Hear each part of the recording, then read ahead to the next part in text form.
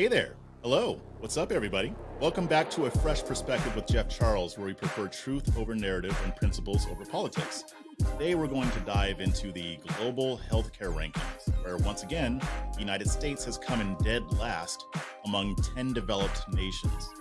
Now, before you start thinking, I can see you rolling your eyes. Before you start thinking, we're just going to copy and paste another European model and say that's the solution.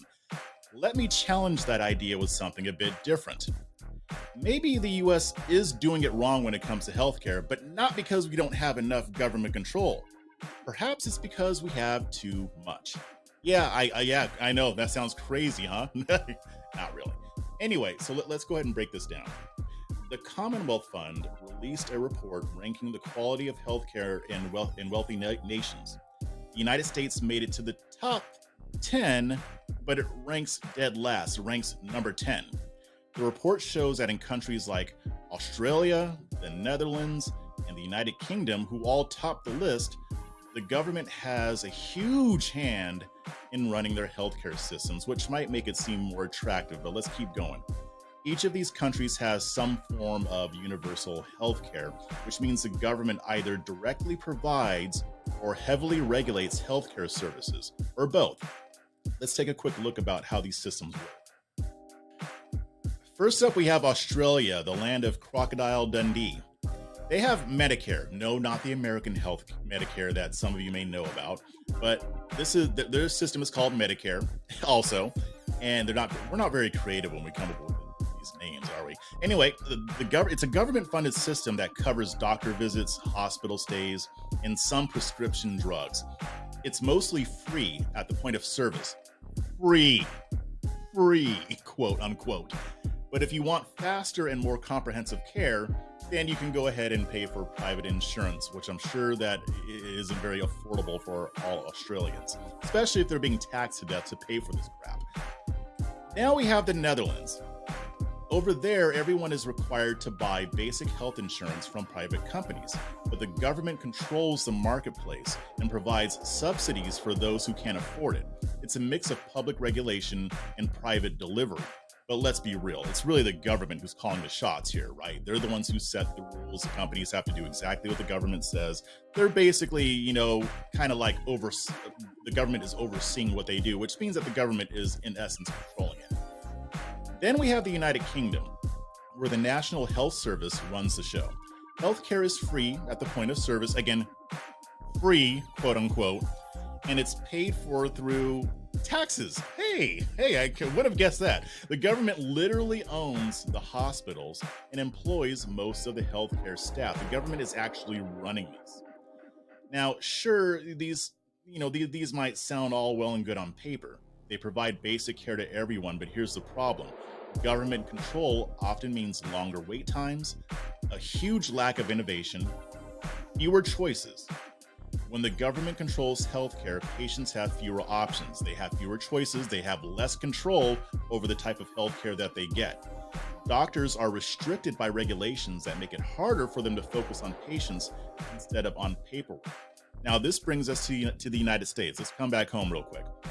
We are spending twice as much as other countries, but we're stuck with this bloated bureaucratic mess where insurance companies and the government and pharmaceutical companies play the role of the middleman. And you know what happens when you add the middleman? Costs go up, innovation goes down, and the patient suffers, right? That's what happens. And that's what's happening in the United States today. If we had a system where healthcare is fully, or at the very least, mostly privatized, competition would drive the prices down. This would also result in better innovation, which adds up to more choices for folks like you and I. That's how the free market works in every other industry. Not that we really have a free market in the United States, but it's, I guess, less socialist than other nations. But here's the thing. If we're going to have a free market, why should healthcare be any different? When patients are empowered to make their own healthcare decisions, they can choose their doctors, they can choose which treatments that work for them, instead of being stuck in a system where their options are limited by what insurance companies or the government will allow. Again, I've talked about this a lot. We have to restore the doctor-patient relationship.